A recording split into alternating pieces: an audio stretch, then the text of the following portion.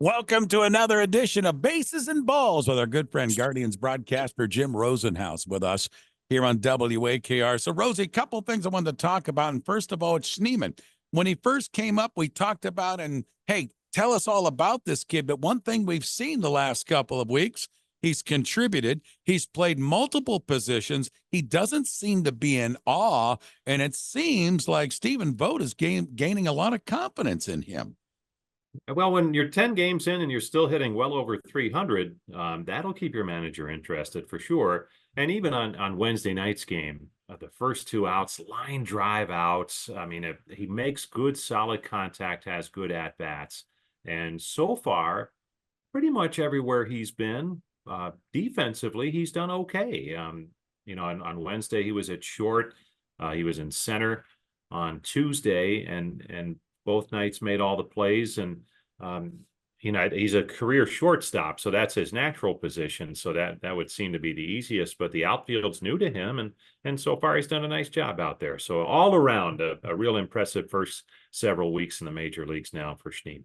How about what you've seen of him at the plate? We remember the first at bat, the first pitch, he whaps it off the right field wall. But what about his plate management? What have you picked up from him in the last few weeks? Well, you always like to see someone who swings at strikes, and he pretty much does that.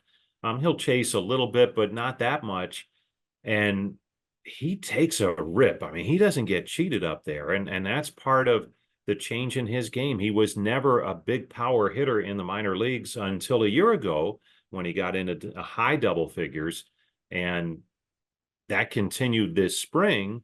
And he continued that at AAA Columbus and picked up his first home run over the weekend in the big leagues up in Toronto. So, a lot of it, he's gotten stronger, but also his approach at the plate is to load up and take some hacks early in the count, especially. Jim Rosenhaus with us, bases and balls. And on that point, Rosie, we've seen more and more players, I think, do that with our club this year. It seems like Stephen Kwan, Will Brennan, you mentioned Schneemann. A lot of these guys, maybe before when they were okay to just slice the ball out there, they're turning on the balls. At least it seems to me, maybe a little bit more than they've done the last couple of years. It was the plan going into spring training, Ray, that, that was the focus, take a shot. And Chris Faleka, the hitting coach, I think summed it up nicely in what he's told his players. Look, the contact and the lack of strikeouts was elite the last couple of years. That was a great area of strength for the ball club. But the drawback was sometimes, I think when they looked at it analytically, sometimes they were sacrificing power just to put the ball in play and not strike out. So early in the count, you take a big hack and you might swing and miss.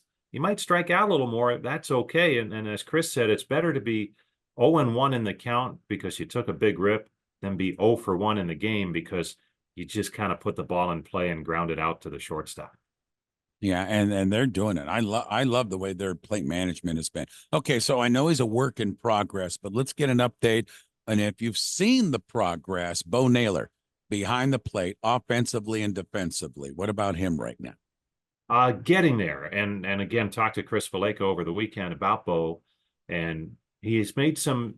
They've made some adjustments for him just to boil it down to keep the bat in the hitting zone a little bit longer. And some of that's mechanical. So they worked with him on that and he wasn't seeing results. And I asked Chris over the weekend, is he doing okay? And he says, yes, he's just, hopefully he stays with it and doesn't get caught up in the results because they like the at-bats that weren't necessarily ending in hits. By the way, the umpire's mic is working if you heard that in the background. But so anyway, I think it showed up on Wednesday night where he got some results and they're pretty pleased with what's happening. He's calling good games.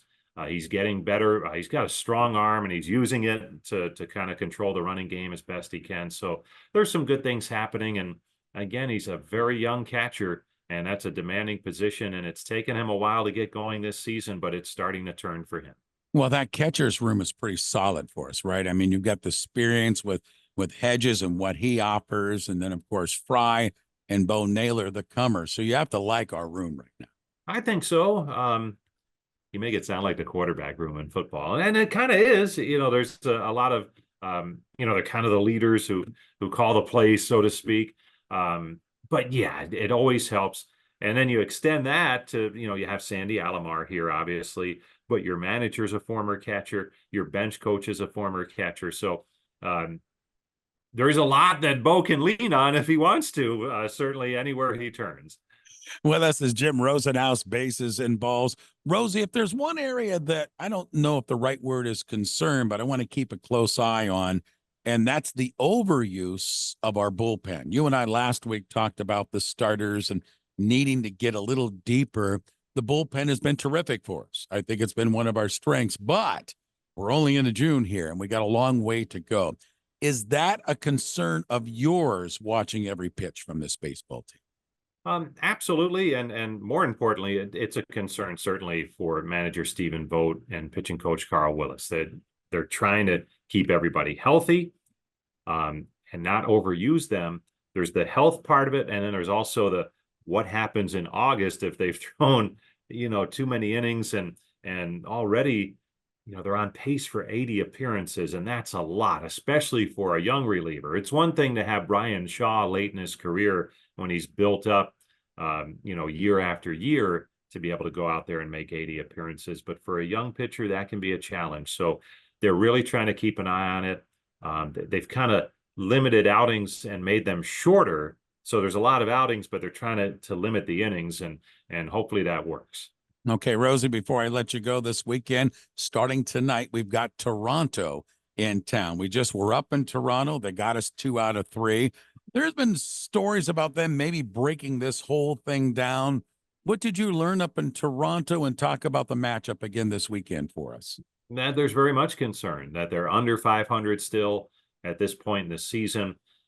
With the wild card, 3 wild cards, they're still in the hunt for a playoff spot, but they haven't been hitting the way I think they thought they would. Vladdy Guerrero's under 10 home runs still, which is mind-boggling considering what he's done in the past. And there's others who have not hit for power either. So it's going to be interesting to see what they do as they get closer to the trade deadline. You would think they'd try and keep it together because they're close to a playoff spot, but maybe they look at it differently and say, you know what, maybe now's the time to try and get what we can for the Bo Bichette's and Vladdy Guerrero's of the world and try and start over. But the fan base is demanding. They spent a while in a rebuild, and they've been good for a little bit, but I don't think they've had the playoff runs that they expected, and now they're having a tough season. Well, we got the Blue Jays Guardians starting tonight. Rosie will be on the call. Jim, as always, thanks for the time with us on Friday mornings with Bases and Balls, and we'll do it again next week. You got it, Ray. Thank you.